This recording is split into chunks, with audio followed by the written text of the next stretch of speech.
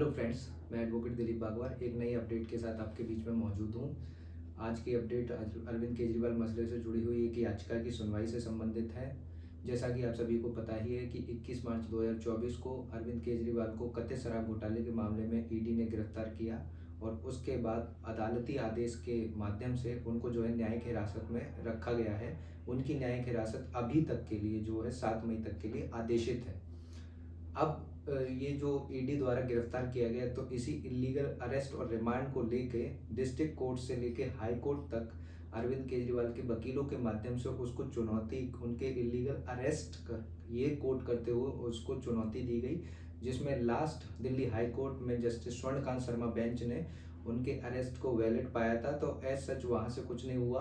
तो ये जो मामला है सुप्रीम कोर्ट में अपील में आया और इसमें जो लास्ट सुनवाई हुई सुप्रीम कोर्ट में वो 30 अप्रैल को हुई। उस सुनवाई के दौरान ईडी के अरेस्ट से रिगार्डिंग एक्शन को लेकर जो है जस्टिस दीपांकर दत्ता और जस्टिस संजीव खन्ना, इन दो जजों की बेंच ने ईडी से 5 सवाल पूछे। उसमें से 2 प्रमुख सवाल ये थे कि इनिशिएशन ऑफ प्रोसीडिंग्स और एक्शन ऑफ अरेस्ट, इसके बीच में टाइम गैप क्या रहा, और दूसरी इंपॉर्टेंट बात कि अरविंद केजरीवाल को जो है जस्ट बिफोर जनरल इलेक्शन, चूंकि आप लोग सभी को पता ही है कि लोकसभा चुनाव चल रहे हैं, तो जब मॉडल कोड ऑफ कंडक्ट जो लागू हो जाता है, इलेक्शन शेड्यूल बता दिया जाता है, उसके बाद 21 मार्च को अरविंद केजरीवाल को गिरफ्तार किया गया। तो इस टाइमिंग को लेके भी जो है जस्टिस संजीव खन्ना और दीपांकर दत्ता की बेंच ने जो है ईडी से सवाल पूछा था। अब 3 मई कल की बात है, ये मामला फिर से जो है अदालत में सुनवाई के लिए लगा था। इसको केजरीवाल के वकील जो है सीनियर एडवोकेट अभिषेक मनु सिंह भी, जबकि ईडी की ओर से ASG additional solicitor general SV Raju जो है अपनी अपनी दलीलें पेश कर रहे थे। तो यह जो याचिका पे सुनवाई चली, इस बेंच के सामने लगभग 2 घंटे से अधिक की बहस हुई और उसमें कई प्रमुख बिंदु और अरेस्ट से रिगार्डिंग क्या उस समय अरेस्ट करते समय क्या क्या एक्शंस लिए गए वो भी बात की गई। तो इसमें 2-3 प्रोमिनेंट पॉइंट्स की मैं यहाँ पर चर्चा करूँगा। जैसे कि इसमें जस्टिस खन्ना ने कहा, जस्टिस संजीव खन्ना ने कहा कि अभी तक इस मामले में न कोई चार्जशीट सबमिट की गई है, ना कोई कॉग्निजेंस लिया गया है।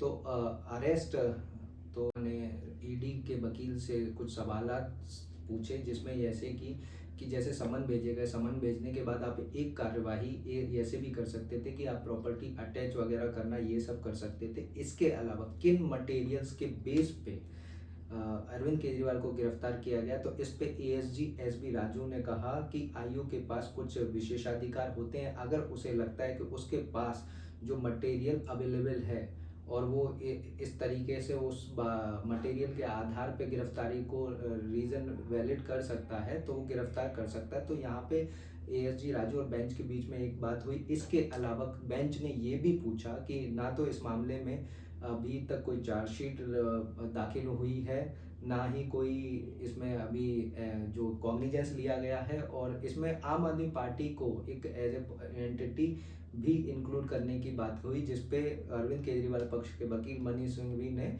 उसका विरोध किया। इसके अलावा जो मटेरियल था वो मटेरियल क्या क्या था उसके बारे में भी बात की गई, जिसके बेस पे केजरीवाल को गिरफ्तार किया गया है। और ये बहस लगभग 2 घंटे से ज़्यादा चली, जिसमें लास्ट रिमार्क ये रहे बेंच के कि ऐसा प्रतीत हो रहा है कि ये जो मामला है वो आज भी कंप्लीट ना हो पाए। मतलब जो दलीलें दी जा रही थी दोनों पक्षों की तरफ से, जो सुनवाई हो रही थी वो कंप्लीट नहीं हो पाई, जबकि 2 घंटे से ज़्यादा बहस चली। तो इस पे बेंच ने कहा कि चूंकि मामला लंबा जा रहा है, लंबा खिंच रहा है, तो हम अगले जो सुनवाई होगी, अगली सुनवाई 7 मई को होगी, उस पे केजरीवाल की अंतरिम जमानत याचिका पर विचार कर सकते हैं। और साथ ही बेंच ने क्लैरिफाई किया कि ये जो वह विचार कर रहे हैं अंतरिम जमानत पर विचार करेंगे, वी मे ग्रांट और मे नॉट ग्रांट, तो ये स्पेसिफिक फ्रेज को इस्तेमाल करते हुए कोर्ट ने क्लियर कर दिया। तो इस पे एएसजी एसबी राजू ने कहा कि यह जो पिटीशन है वो अरेस्ट, इलीगल अरेस्ट और रिमांड को लेकर है।